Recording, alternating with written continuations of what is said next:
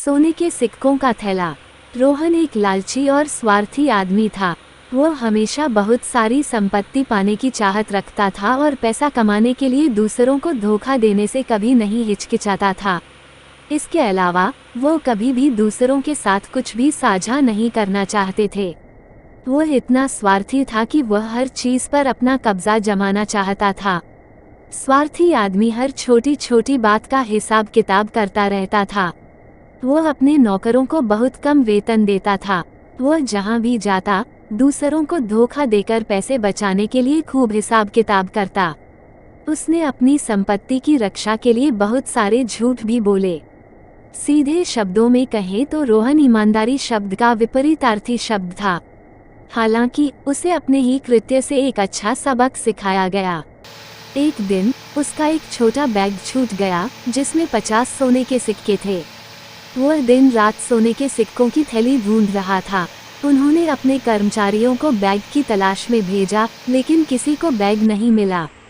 उसने अपने दोस्तों और पड़ोसियों को बताया कि उसने सोने के सिक्कों का एक बैग खो दिया है और उनसे अनुरोध किया कि अगर उन्हें यह मिले तो वे सूचित करें। रोहन इतना दुखी था कि उसने इतने सारे सोने के सिक्के खो दिए थे। कुछ दिनों के बाद रोहन के घर के पास रहने वाली एक 10 वर्षीय लड़की ने अपने पिता को बताया कि उसे एक छोटा बैग मिला है और उसमें 50 सोने के सिक्के हैं। उसके पिता रोहन की जमीन पर काम करते थे। उसने अपनी बेटी को बताया कि यह उसके मुखिया का पैसा था और उसने 2 दिन पहले इसे खो दिया था और कहा कि वह बैग अपने मालिक को लौटा देगा। वे बहुत अमीर नहीं थे और पिता सोने के सिक्के अपने पास रख सकते थे और बैग मिलने की बात छिपा सकते थे। वह इतना ईमानदार था कि उसे मूल्यवान सिक्के अपने मालिक को लौटा देने चाहिए, जो वास्तव में इसका कर्जदार था।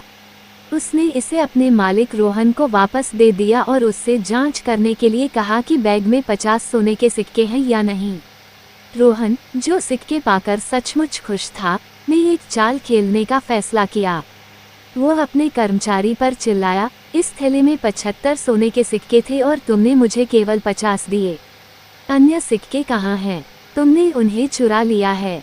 ये सुनकर मजदूर हैरान रह गया और उसने अपने मालिक से विनती की कि उसकी बेटी को जो कुछ भी मिला हो वह दे दे।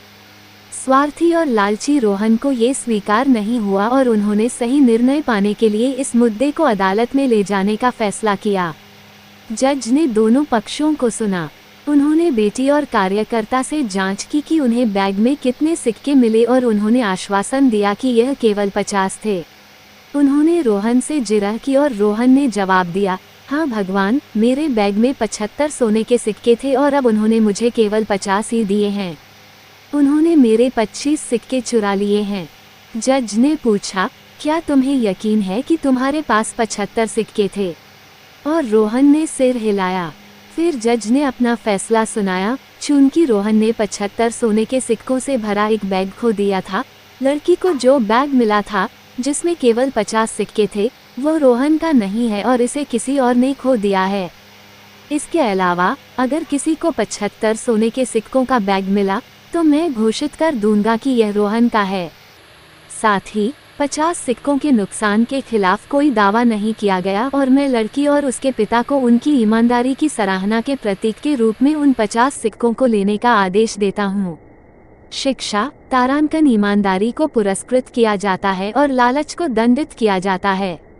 ऐसे ही और अच्छी प्रेरणादायक कहानियों के लिए ग्रुप समूह ज्वाइन करें। ग्रुप केवल धार्मिक, भावनात्मक व प्रेरणादायक पोस्टों से संबंधित है। तारांकन।